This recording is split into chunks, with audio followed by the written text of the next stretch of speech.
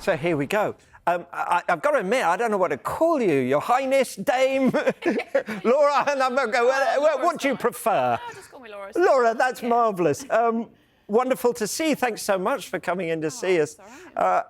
I've read a lot about your, what do you want to call it, retirement? Yeah, okay. I think it is retirement. Yeah. It's not like an end, like I'm not disappearing. Like yesterday, lots of people were like, oh, we're going to miss you. And I'm like, I'm not going anywhere. Yeah. Like, please don't see this as an end. It's just that chapter's finished. Yeah, this is the next bit. The next bit. So I've read a lot about kind of your decisions, but for people who haven't, explain why you made this decision now. Well, so the sacrifice of the children at home, really, it has to be worth it. When I had Albie, I was totally, fully committed to going to another Olympic Games, and I really wanted to win another gold medal, and I was 100% in. Whereas this time, having Monty, it's just really changed my mindset, and the sacrifice now is too big for me.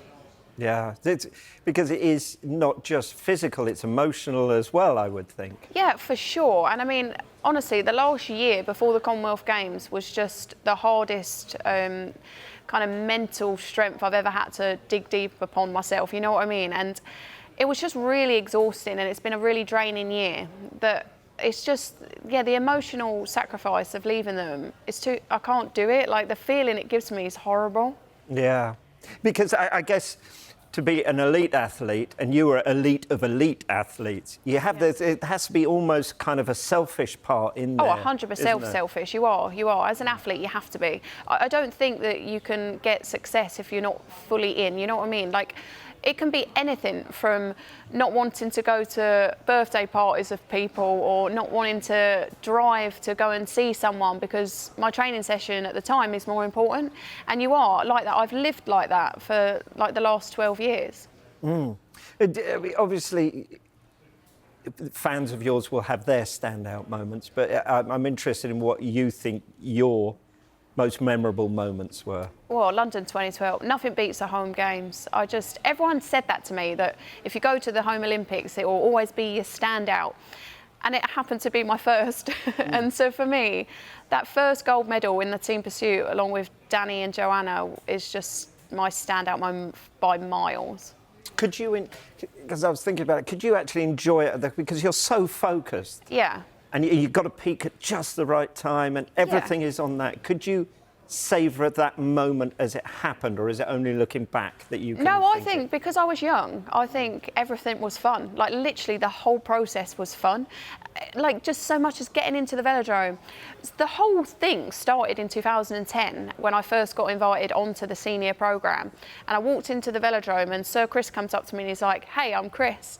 And I remember being like, oh wow, like, I'm accepted already. And from that moment onwards, the whole thing was just fun, and I enjoyed every minute of it. That atmosphere, I was just there watching, and it kind of blew me away. So to be there competing, it must have been just phenomenal. Unbelievable. Yeah, it was. And I mean, the velodrome's brilliant for that, because obviously it's got a roof, hasn't it? So the more people shout, like, the noise is contained, and it was just, it was just incredible. That whole buzz around the kind of place was Does it see, when you watch pictures back of it now? Yeah. Does it feel almost like an out-of-body experience? Or can you remember what you were thinking at that moment? No, I don't think I can. Well, the only memory in the race, in the team pursuit that I have, you get told never to look across, because obviously we race side by side, don't we? As much as we're going round, you're side by side, really. And if you look across, sometimes you can see the other team. And I remember changing and looking across and being like, we're winning. And that's the only memory that I really have. And then, we won, obviously. And then I put myself back to the podium. But lots of the other stuff, it's almost like I'm above someone else's life. Yeah. Will it be strange watching this coming Olympics? No, like, people have asked me that, and I don't think so. I think because I've been out of it, obviously being pregnant with my second boy, I've been out of it a while now. Like, I've watched the World Championships, I've watched the Nations Cups. I think because I've watched them, I already feel sort of out of it. I've already experienced the missing out. You know what I mean? So I don't think so. Yeah. Do you ever watch it go, well, I wouldn't do that? Or God, they've done that. It's hard to just watch it as an outsider. You know what I mean? I do that. I will watch it back and be like, oh, I wouldn't. I'd have done half less, because obviously we work in halves. I would have been like, oh, no, I'd have changed earlier. It is hard to just watch it as they're winning or losing. Yeah, yeah. Are there any Team GB cyclists we should be looking out for in Paris? Well, Emma Finnecane, definitely. I think she could be the first female to win 3 gold medals. Yeah, like she's young. She's only, I think she's 20, she's either 21 or 22. I think she's 21 actually, you know. And she is a really young hopeful for sure. I mean, they just came back from the second to last. We've got one more qualifying event. Just come back from the qualifying event in Hong Kong, and she won all 3 Olympic events.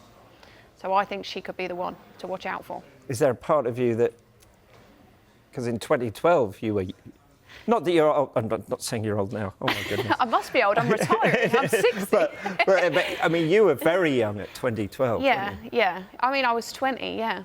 But wow. She could do it again. Like, you know what I mean? She could be the next one to do that. Yeah. What does the future look like for you?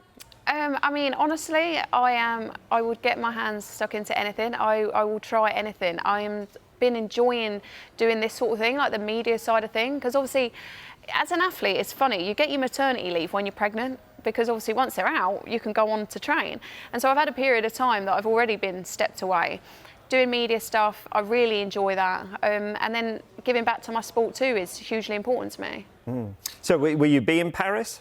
Well, I mean, I hope so, but obviously I don't know yet, but I'd like to be there, yeah. And do you ever sort of get your bicycle out with the little wicker basket on the front and cycle down the shops? I mean, get a loaf I of don't. bread? Jason actually goes everywhere on his. I mean, I don't really, no. Mainly because I've got 2 kids in tow most of the time.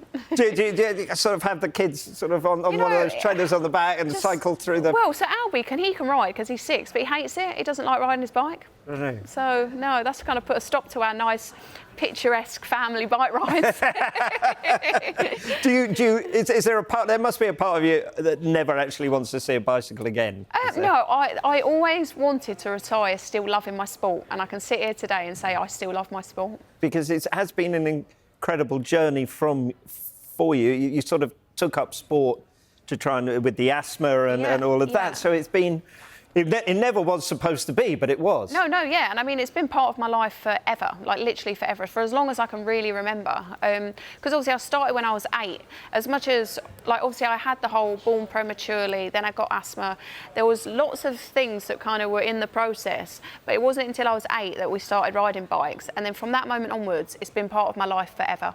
Can you remember that first bike ride then and going, actually, I quite like this? I can remember actually, the day. I'm pretty good at this. No, because it wasn't like that initially, no. So I can remember the time I learnt to ride a bike. I was 5, my sister was 7, and she broke her leg that day. Yeah, so I learned because my dad was having to obviously push me along while carrying my sister. And basically, I had no choice but learn because I was riding home and he was carrying her. So I can remember that.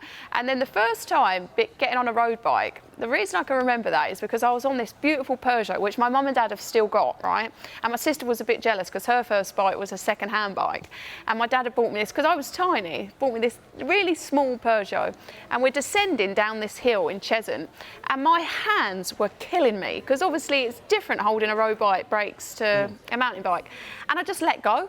But for an 8-year-old, you don't know the rules of the road, do you? And my mum just goes, go that way, because I've gone just flying past her. And I start going down the one with the oncoming traffic. And she's like, turn.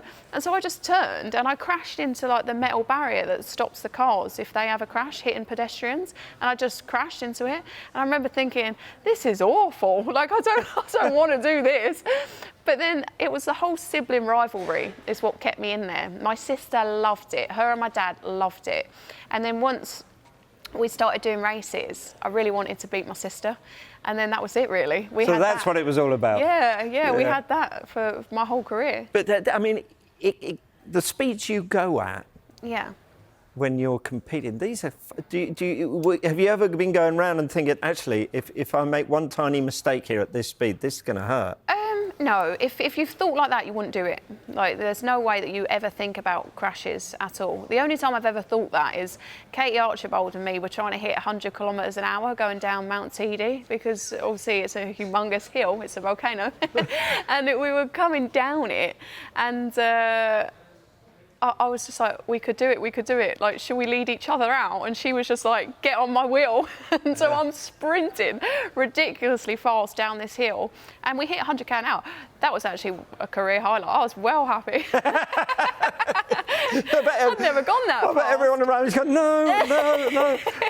So, you said Albie doesn't like cycling. No, he says it hurts. I mean, it does hurt. It's not the most comfortable sport. Yeah, no, you're right there.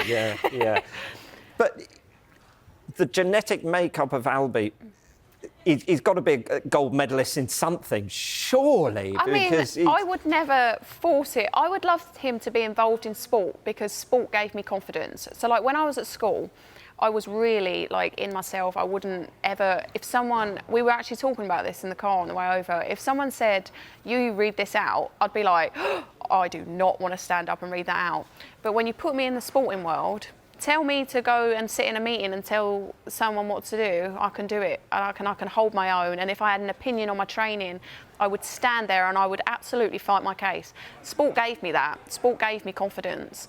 So that's what I want Albie to do. I would love him to be involved in it, to give him that confidence. But I would never be a pushy parent. I actually get really put off by it. And I know this is a football show and everyone's going to hate me for saying this. But I take Albie to football and the things that I hear parents shout at 6 and 7-year-olds literally breaks my heart. No, no, I know exactly what you're saying there, yes. Because kids should be kids at that age. Yeah, it should be. And so it does, I stand there and I'm like, oh. Or hurtling down a hill in Cheshunt, not knowing which side of the road. All that, yeah. And your mum shouting, break! Yeah, that's the one. It's been an absolute pleasure.